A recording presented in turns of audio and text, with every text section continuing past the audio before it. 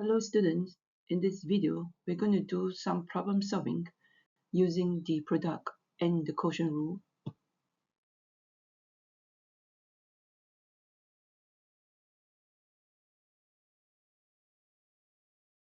Right, in the first part of the video we'll be doing some questions from exercise 12.3. So do get ready your pen and paper and practice along with me. Let's look at question 2. You're asked to differentiate the following functions with respect to C.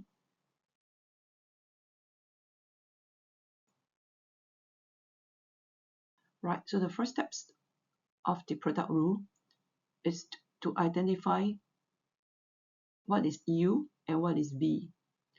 Many students will skip the first few steps, but I would strongly advise you not to, because sometimes in the examinations or in the test, right, you may not be able to function as well. And sometimes you tend to make mistake when you do substitution. So it's still a good practice, to write down what U represent, what V represent, and then differentiate it accordingly.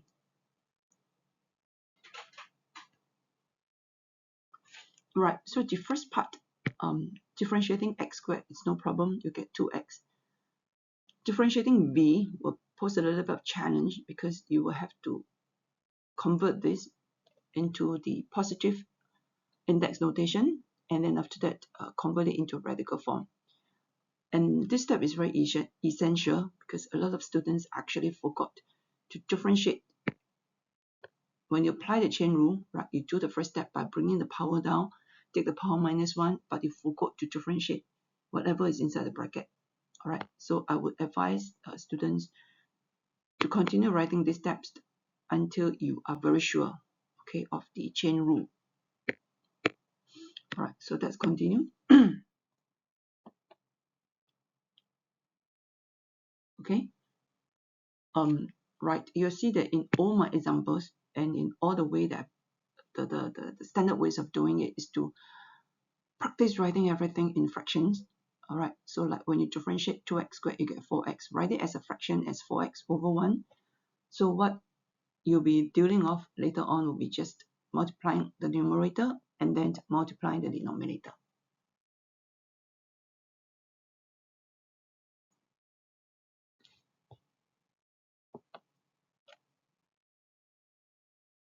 All right, so that's first step. Now, if you look at the questions, you are not given a a name for the functions, right? You're just given x squared times square root 1 plus 2x squared. So how do you present the derivative? You can't say dy dx. All right.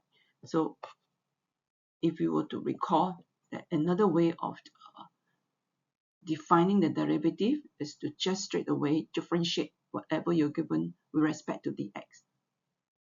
Yeah, this is what I mean. Differentiating d represent the differentiation, the functions, and with respect to dx, right? It's always a good practice to write down the product rule. All right, trust me, always a good practice to write it down, because sometimes, like what I mentioned earlier on, right, you may not be in your perfect form, right, and you may substitute wrongly. So u is x squared. Substitute u to be x squared, and substitute your dv dx. Again, if you were to see that I actually write your u is x squared, I write it as a fraction, which is x squared over 1. And likewise also for the values for the u over the x, I write it as 2x over 1. All right, so there are two different fractions here. Okay, we're going to combine them into one single fraction. Right, so your denominator,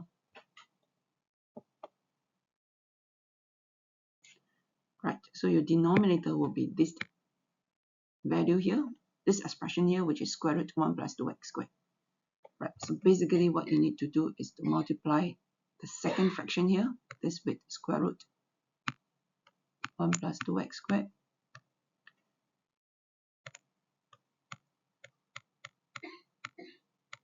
And that explains how I get this portion here, right? And we can go on to simplify the numerator, right? So square root 1 plus 2x squared multiply with, right, let me erase this, it's a bit messy. So these two will end up to give you just 1 plus 2x squared. Okay, and you can just simplify further by opening up this bracket. That will gives you 2x cubed plus 2x plus 4x cubed. Combining them will give you 6x cubed plus 2x, which explained this term here. And you can factorize further by taking out 2x. Right, so this is how you do question 2. Right, let's look at 2D. Right, 2D, the way to do it is still the same. Right, when it says still the same, as in you still have to define what is U, what is V. Right, so let's do it. Okay, so differentiating U is no problem, just give you 2.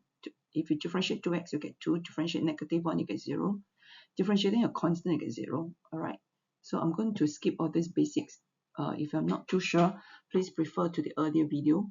Right, then dv over dx will be, yeah, bring the power down, power minus 1, differentiate 5x squared minus 1. Differentiate 5 squared, you get 10x here. Differentiate negative 1, you get 0. All right, so put everything in fraction form. Okay, and how do I get 5x here? That is because you see that this 2 and this 10x divided by 2 will give you 5x. Okay, right, and write it as a write the derivative properly. So we're differentiating the function with respect to dx. Write down the formula. Okay, plug in the values for u dv over dx and v du over dx. Okay, right, so the next step is the same as what we've done earlier on. Combine them into one single fractions. Simplify the numerator, as in like open up the brackets. So this part here, this is your denominator, so you have to multiply the second fraction with square root 5x squared minus 1. Also add the numerator. And that explains how I get this part here. So square root 5x squared minus 1 times square root 5x squared minus 1 will just give you 5x squared minus 1. All right, and you can simplify further.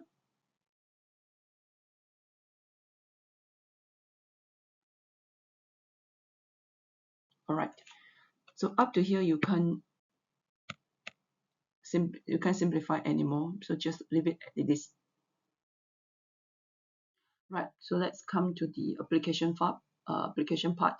The earlier two questions are just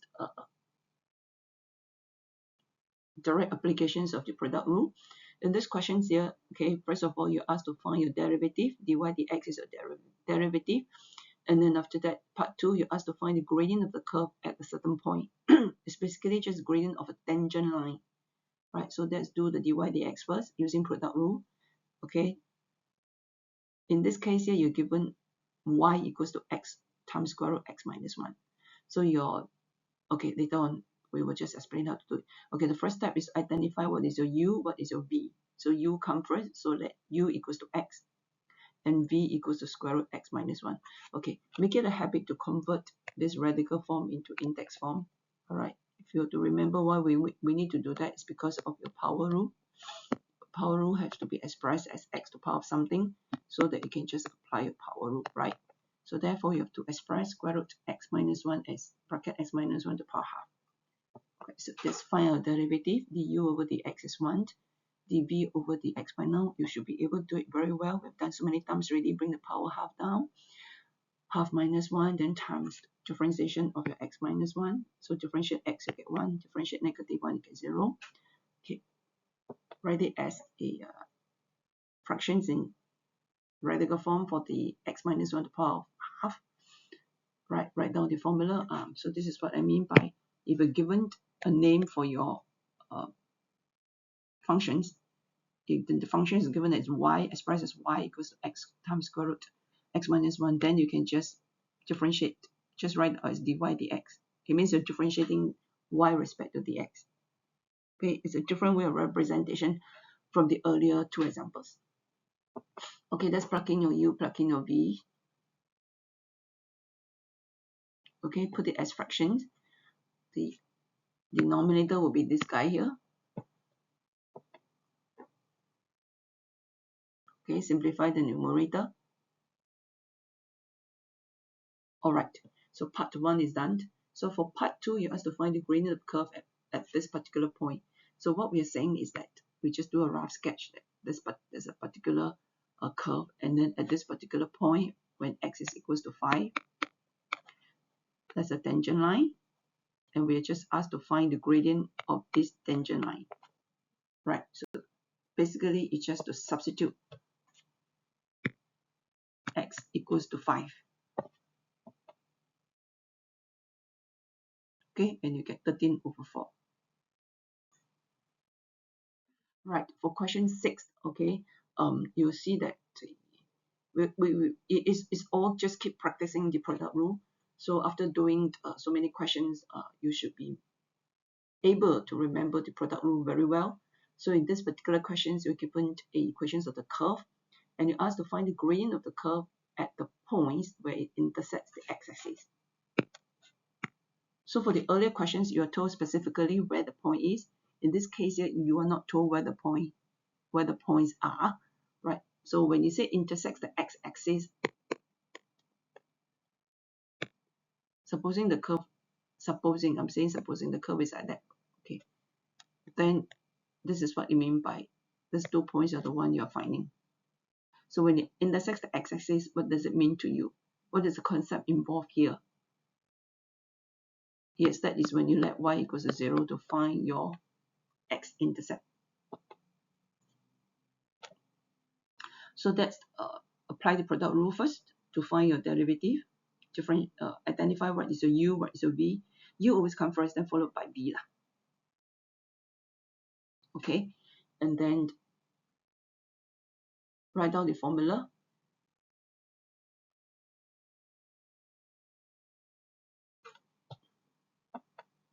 Substitute in your u, your dv dx, your v du over dx. Okay, right, and here is a bit tricky here. Okay, if you look at this, there are 3 of your x minus 1, and there are 2 of it. So you just bring out the 2. So you're left 1 here, and for the second term, you are just left with 3 and x plus 1. Okay, and then simplify this one here inside the bracket.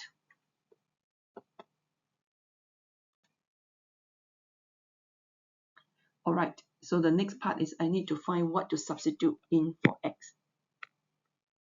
So we let y equals to 0 as what we have as what I've explained earlier. So using the 0 product rule, we're saying that x minus 1 to the power of 3 is equal to 0, or x plus 1 is equal to 0. AB equals to 0. Yeah, 0 product rule, yes. So x is equals to 1, because when you cube root 0, you will get 0. Oh, sorry, yeah, you get 0, yes. Cube root 0 gets 0. So x equals to 1 or x equals to negative 1. So these are the 2 particular points that we're interested in, sorry. So when x is equals to 1, the gradient will be, just basically substitute x equals to 1 here. Right, so the gradient of the tangent line will be 0. And then when x is equals to negative 1, the gradient of the tangent line will be negative 8. So what they're saying is that at the point x equals to 1, there's a tangent line, and the gradient of the tangent line is 0. So 0 means it's a horizontal line.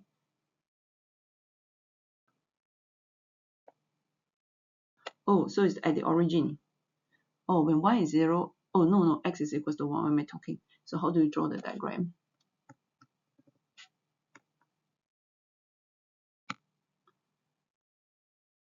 At this point here. Oh yeah, so the gradient is 0, means it's a horizontal line. And then at another point when x is negative 1,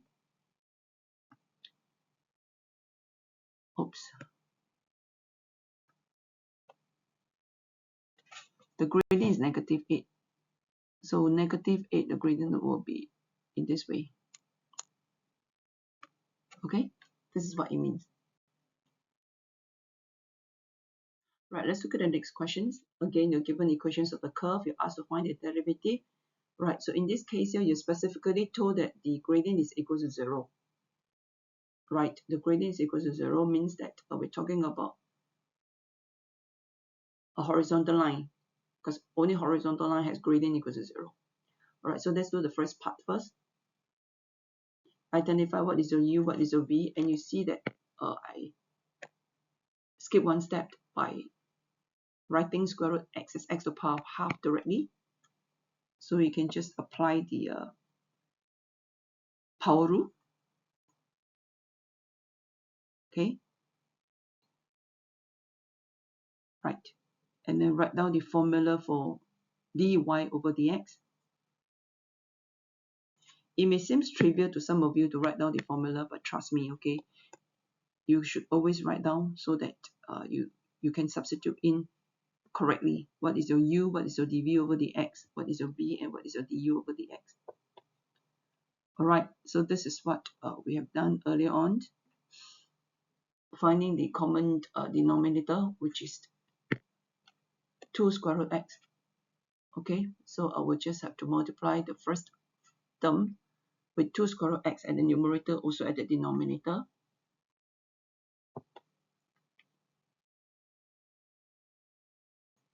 Okay, so this is what I have. And we can take out some common factor. All right, how do I get 8 here? That is by taking 4 times 2. And how do I get x here? That's by taking square root x times square root x. Okay, so you see that we can take out some common factor. Right, so there are 4 of here and 3 of this. So the common factor will be just take out all the 3. Take out all the 3, only left with 8x. And then since there are 4 of them, you take out 3 of them, you're left with 1 of them. And you can simplify further. Right. And even for this, you can factorize the 3 out. It's always good to factorize to the simplest form. Why is it good? I'll explain to you. Because for the part 2, all right, it's good for part 2 to always try to simplify as much as possible. All right. Right, so from part 1, this is what we have for your derivative. Okay, and we managed to simplify it. So we're going to let your dy dx equals to 0. Okay, and you write 0 as 0 over 1. Why? So that we can just do the shortcut cross multiply. So we will have this multiplied by 1 will give you this, and 2 square root x times 0 will just give you 0. So this is what I mean by when you factorize everything as much as possible, they're all in linear form. Right, so you can just use the 0 product rule. Okay, and from there x is equals to 1/3 of x is equals to 3. All right, so we are done really, because you just need to find the x coordinates.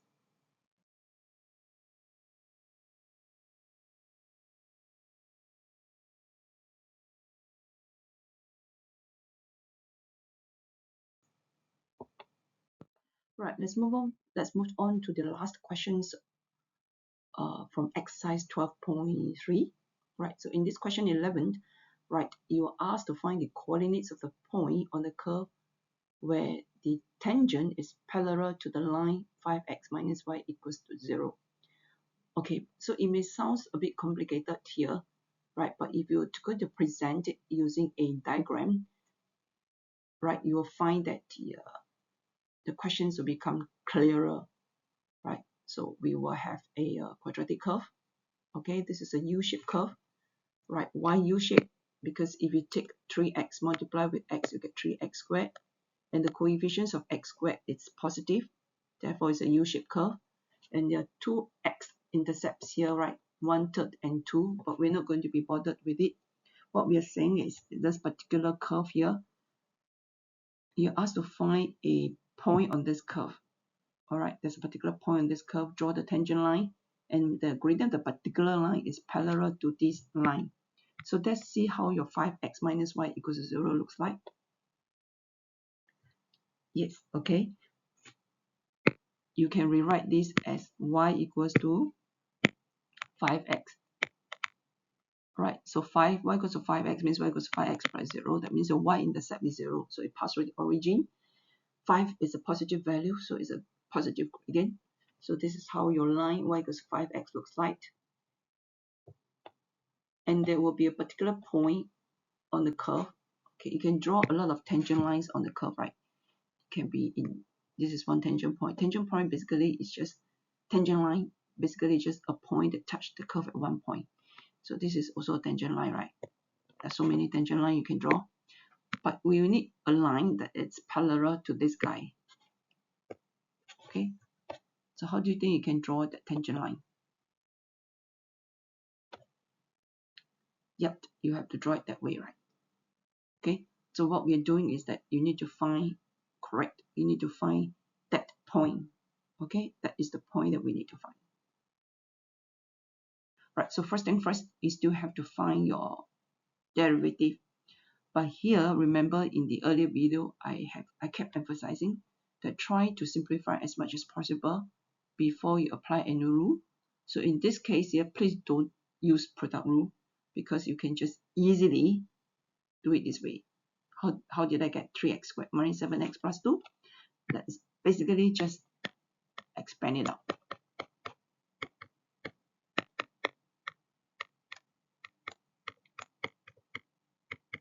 Or you can use a crossed rainbow method. We call it the rainbow method, right? Here I'm just using distributive law. Whatever method you use, just make sure you get me 3x squared minus 7x plus 2. Right, we can just differentiate it term by term to get 6x minus 7. And this particular value will be equals to, what do you think that will be equals to? Yes, equals to 5. Right, so the concept is written in red here for you. Tangent is parallel to the line y equals to 5. X means the gradient of the tangent line is equals to 5. Okay, equals to this value here. And you just solve it to get x equals to 2. Right, you're asked to find the coordinates of the point. Meaning you're asked to find x and also the y coordinate. In the earlier example, you just find x coordinate. So that's it. Here it says coordinates of the point. So you have to move on to find the y coordinate as well. Okay, so you substitute x equals to 2 into your equations of the curve to get y equals to 0. And you have to express your answer in point form. Okay, because you asked for the coordinates of the point, so you must write it in point form. Alright, so the coordinates of the point is 2, 0. Alright, this step is very important. If you do not express this step, do not write down these steps, you won't get your full marks. Right, let's move on to questions from exercise 12.4. So exercise 12.4, we'll be using the quotient rule. Alright, we'll be using quotient rule. So if I'm not too sure about quotient rule, please refer to my earlier video. Alright, so for quotient rule, first, yes, you still need to define what is U, what is V, except if you will see the quotient rule, the questions for the quotient rule is expressed as a fraction. It's not as a product. For product rule, is expressed as A times B. For product rule, you're expressed as A times B, right? So you just let A equals to U, and then let B equals to V. Then for your quotient rule, it's A over B. So you just let your A to be U, your B to be V. It's the same concept, just that instead of product, you're using as a fraction, as a quotient, fraction. Alright, so U goes on top, V goes below. So this part is easy. du over dx is 3. And then dv over dx. Bring the half down, half minus 1, then differentiate. Whatever that's inside here, you differentiate 3x, you get 3. Differentiate positive 1, you get 0. Okay, let's remove all this. Alright, so write this as positive form. That is 1 over bracket 3x plus 1 to the power half. Change it to radical form will be 1 over square root 3x plus 1. And also write 3 as a fraction, 3 over 1. Okay, so multiply the numerator, which is 1 times 3 gives you 3. And denominator will just be 2 times square root 3x plus 1. Okay, so here comes the formula, the tricky part. Okay, the formula for quotient rule is harder, more things to remember, but it's not difficult too. Okay, so it's basically the top part is similar to the product rule, except that this guy here is a minus. Remember, it's minus. Then because its quotient has to be expressed as a fraction, so that it's over b squared. Okay, so you do a few times, you'll be able to remember it. Okay, so that's plug in your b, plug in your dv, dx, everything, plug in your u and things like that. All right. So the tricky part here is that some folks like to bring out common factor, like to bring out bracket 3x plus 1 to the power negative half. I usually don't encourage you doing that because it's quite messy. Because you will have to think and ask yourself, what do I need to multiply with, that kind of thing. So that's use steps that, techniques that is easy, okay, manageable, and less likely to make mistakes. All right, so if you have done all your difficult part here, simplify until to be a fractions, then the last few steps are easy. Okay, just recognize that the only fraction is this guy here, right? Just look at the denominator, zero in your denominator for the fractions, and we're just going to multiply the numerator. This one refers to the numerator with 2 square root 3x plus 1, and also multiply the denominator with that. So this is what I mean. Okay, also at the denominator. Right. Okay, let's look at the next step. Okay, how do I get that? Simply 3 times 2 give you 6. Square root times square root sign is gone, so left only 3x plus 1. Okay, right. Let's erase. It was very messy. Negative is still negative, no change. This and this goes off. So you're left only with 3 and 3x. That gives you 9x. Okay? And then the denominator, do not bother yourself to multiply denominator together. Yes, you can just simply leave it as this. Okay? Just leave it as this. It's acceptable. And then you simplify the numerator. Okay? How do you get that? You would have 9x plus 6. 18x. 6 times 3 is 18. You will have 18x plus 6 minus 9x, and that gives you 18x minus 9x is 9x plus 6. So the common factor is 3. So that explains how I get this. Alright. Right, let's look at the next questions. Okay, similarly, let's define what is u, what is v. Right.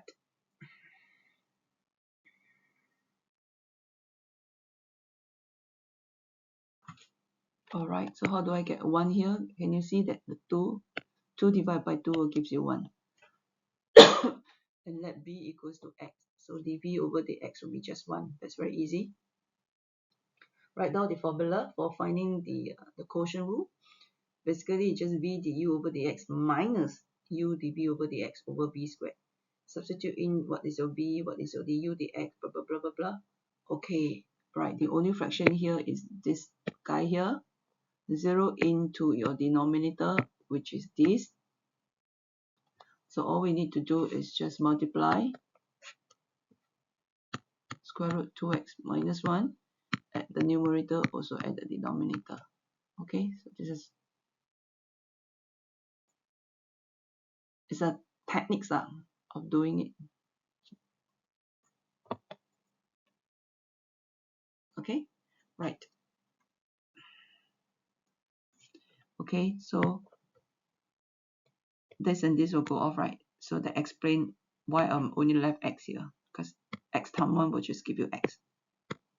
Okay, and square root 2x minus 1 times square root 2x minus 1 basically just give you 2x minus 1. Important thing is make sure you bracket it. Okay, if you don't bracket it, then your sign will be wrong and you'll be asking me, why is my answer not the same? Because you did not bracket it. Right, so you asked to find the gradient of the tangents to the curve where the point is x equals to 1.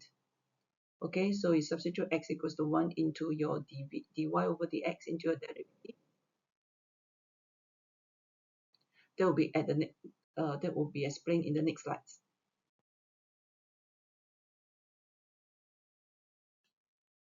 Right, so we found the derivative in part 1, where our dy over dx is given to be negative x plus 1 over x squared times square root 2x minus 1. So at x equals to 1, so the gradient of the tangent line. Remember that a point has no gradient, so actually what we are finding is gradient of the tangent line at that point.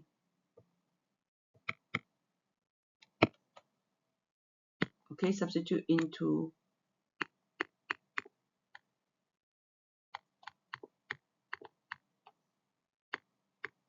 and you get 0. So gradient is 0. What does it tells you about the shape of your tangent line? Right, let's look at question 10. So you're given the equations to the curve, which is y equals to bracket 5x plus 3 over 10x minus 6 to the power of 4. Find the gradients of the tangents to the curve at the point where y equals to 16. Tangents of gradient of the tangent, so there will be two tangents line. But not to worry about that first. Let's decide on our derivative first. Define what is u, what is v.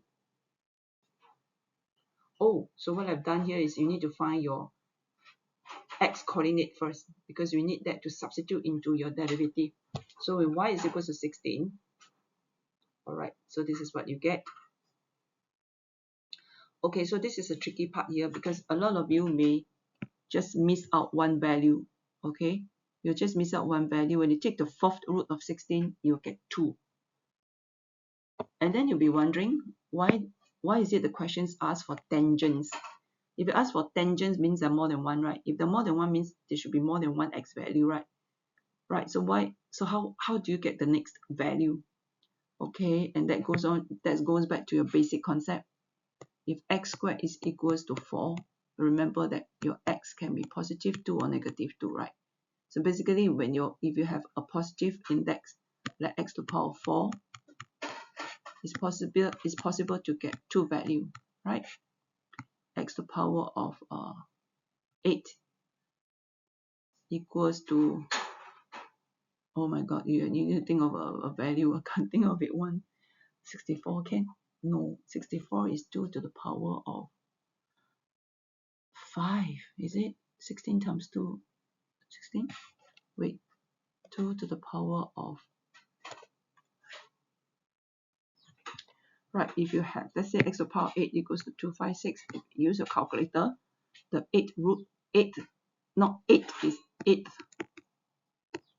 with the th there, of 258 will be 2, so your x can be positive 2 or negative 2. So that explained, why the values of x should be not just 2, but it can also be negative 2.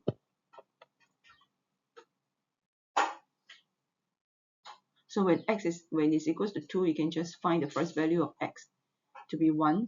When it's negative 2, right, the second value of x will be 9 over 25. Okay, so we're going to stop here and then continue at the next slide. Okay, so we're going on to find the derivative, your dy dx, define what is v, what is u. So this one is simple, okay, just can just do it. Right, the harder part is the next one where you need to take out common factors. Alright, so this one I will need to do a little bit of explanation. Okay, so there are actually three common factors you can take out. That's 0 in your 20 and 40 first. 20 and 40, the common factor is 20, right? So I have one common factor, 20. Write it down first. Okay, the next thing is that, can you see? I have 3 of these and I have 4 of these. So I can take out 3 of them. So the second common factor will be bracket 5x plus 3 to the power of 3. And then look at the next term. Okay, I have 3 of these. I have 4 of these. So I can take out 3 of them. So the next common factor will be 10x minus 6 to the power of 3. So these are all my common factor that I can take it out. Okay, right. So once I have decided on what are the common factors to take it out, okay, so then the next thing is to decide what is left inside the bracket. So what is left inside the bracket would be, you have taken out 3 of these, taken out only 3 of these. You have taken out, you have taken out this and this right here. And you have taken out 3 of these, so left only 1. Okay, right, next one.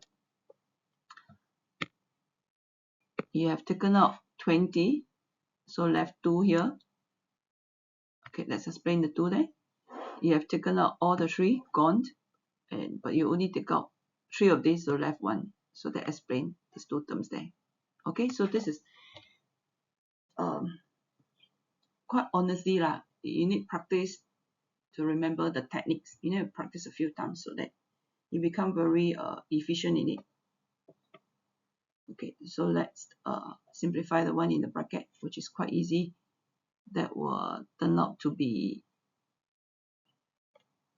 okay. Then how do I get, because originally it's to the power 8, right? How come become 5? So can you see that this guy and this guy, no, I should not cancel all of them. If you remember the rules of your indices,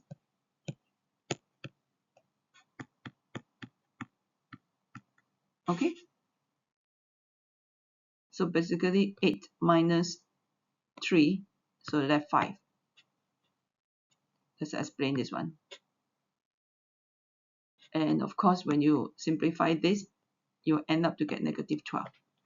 All right, so once you have done that, okay, once you've done that, the rest is easy. Why easy? Because you just need to substitute the values of x that we found earlier on. The first value is when x is equals to, oh yeah, then you just take 20 times negative 12 to give you negative 240. All right, when x is equals to 1, basically you just substitute x equals to 1 here. Just use a calculator and work it out. Okay, don't bother with mental calculations. You get negative 120. When x is equals to 9 over 25. Okay, I didn't bother to show the substitution because there's no much space left for me. So what you need to do is just substitute x to be 333 and 1/3. Use your calculator, work it out, and you will get, sorry, oh my god, that's the answer. Just substitute x to be 9 over 25. Here also 9 over 25. Use your calculator to work it out, you get 333 1/3. Right, so that's all for this video. Okay, happy learning.